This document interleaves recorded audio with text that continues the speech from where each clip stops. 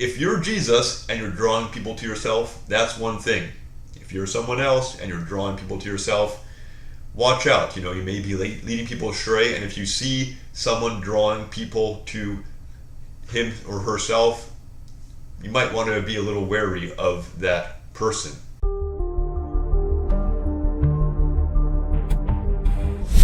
Well, he's done it. To anyone who doubted him, he has shown you what he is capable of doing. Anthony Duvalde, George Santos, Kitara Revache, whatever other names he may have gone by, has shown that you can become a United States representative if you put your mind to it and work hard enough. And it was a close run thing. It looked like his scandals may have caught up with him and even prevented him from taking office, but he had been sworn in now, and he is on committees even in the House of Representatives. We don't know who this guy is for real. We know some of his names, at least. We know some of his background. We know he's probably in the kind of 20s to 50s age range. Just kind of looking at him, he has that look, one of those guys who really could be any age. And he just might be the world's most interesting man. Just from what we know about him, he has done more in his life than most people are credited for having done. Again, just showing that if you put your mind to something, you can do it. George Santos there, sitting in the United States House of Representatives, is living proof of that. So we know a little bit about his background. We know he, at least at some point, lived in the state of Rio de Janeiro in Brazil, in a town called Niterói or something like that. I don't know how to pronounce these names. But we know that because he is wanted there by the prosecutor's office of Rio de Janeiro for some petty crimes, and he disappeared off their radar. It didn't know where he was, and then pops up years later as a United States House of Representatives member. We also, of course, have apparent video of him as a drag queen participating in different festivals and parades. Quite a colorful character. And apparently, one day, George Santos, Anthony Duvalde, whatever his name may be, goes to his image producer, his coach, his image manager, and says, "You know what?" His manager says, "What's up, George? What are we doing now?" George says, "I think I'm going to go for being a gay Republican member of the U.S. House of Representatives." And his manager says, "Wow, George, okay, give me a couple of weeks, I'll come up with something for you." Comes back a couple of weeks later, and his manager has his look ready, the way he's going to dress, the way he's going to do his hair, his glasses, everything about him make him gay Republican politician.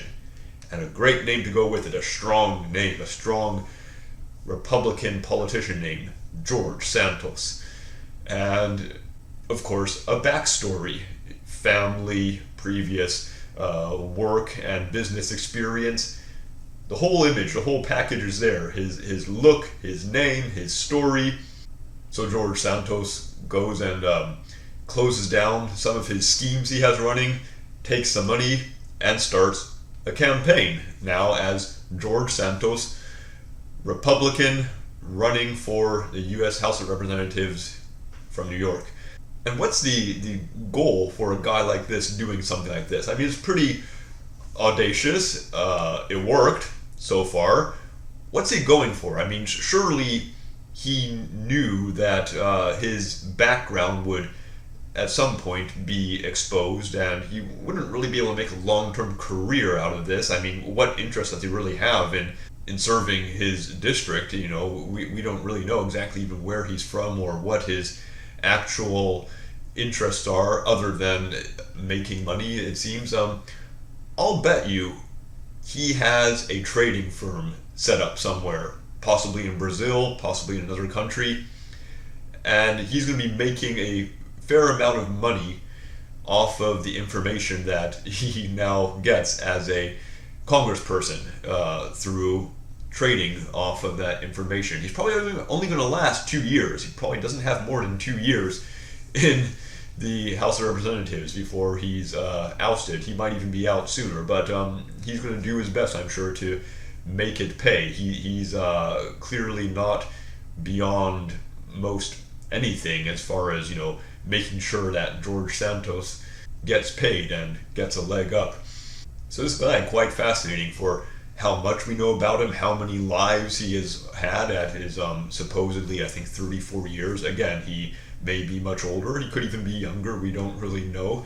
Apparently, he has been a gay man. He is currently presenting himself as a gay man. He has also been married at some point to a woman. He might have children even. Who knows? That would be an interesting twist. Wouldn't surprise too many people at this point. I don't know what about him would be too surprising.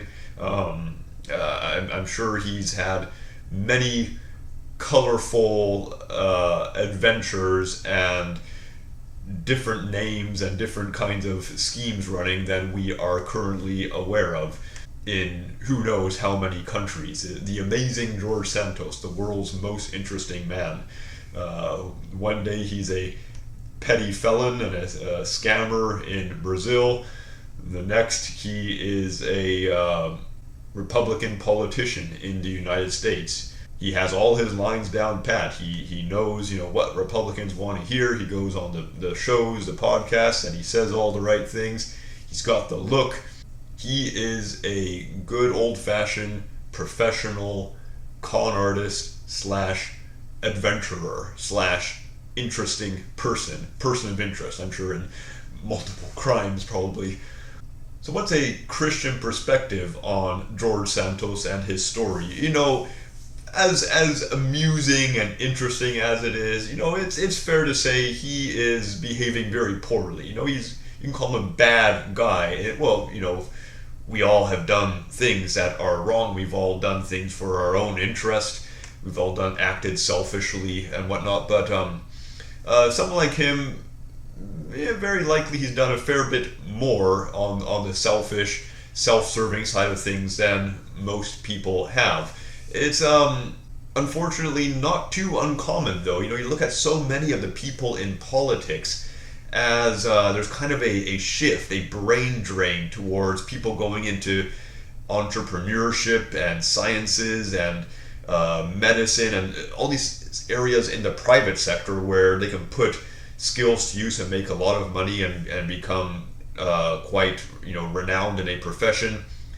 And the brains seem to be going more and more in that direction, leaving the senators and representatives, governors, presidents, more and more to the scammers, the image experts, the people who are just kind of good at selling themselves, good at shape-shifting and becoming what they know the audience wants them to become. And George Santos, for all the flack he's getting for his backstory, his multiple backstories, he isn't really too far removed from even the likes of the president, Joe Biden, Donald Trump, a lot of these governors and senators, and just people who their whole goal and ambition was to become an elected official and then become a higher up elected official and then a higher up elected official, and they just won't let it go. That's their life.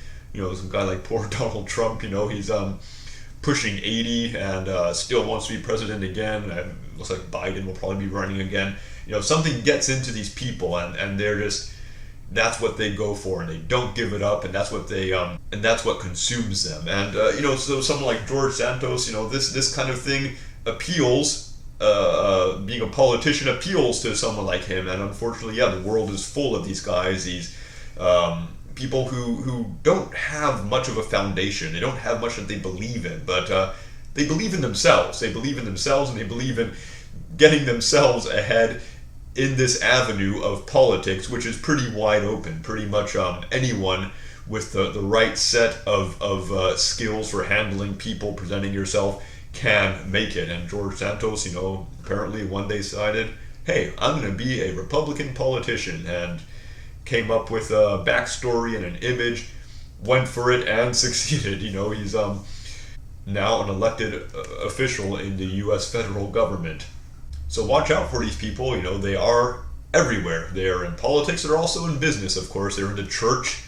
There are a lot of Christians out there scamming people, drawing people to themselves, which is always something to look out for. If you're Jesus and you're drawing people to yourself, that's one thing. If you're someone else and you're drawing people to yourself, watch out. You may be leading people astray, and if you see someone drawing people to him or herself, you might want to be a little wary of that person. There are a lot of very interesting characters in the Christian world. Who knows what their real motives are? Why are they doing what they're doing? And they can and do hurt people, lead people astray, waste people's time, waste people's money. Watch out for who you're dealing with. George Santos's are not terribly unique, unfortunately. He's quite an interesting case himself, but there's a lot of these people in the world running amok. Alright, well, please let me know what you think. Leave a comment, click the like button, subscribe, share this video, and I will talk to you next time. Bye for now.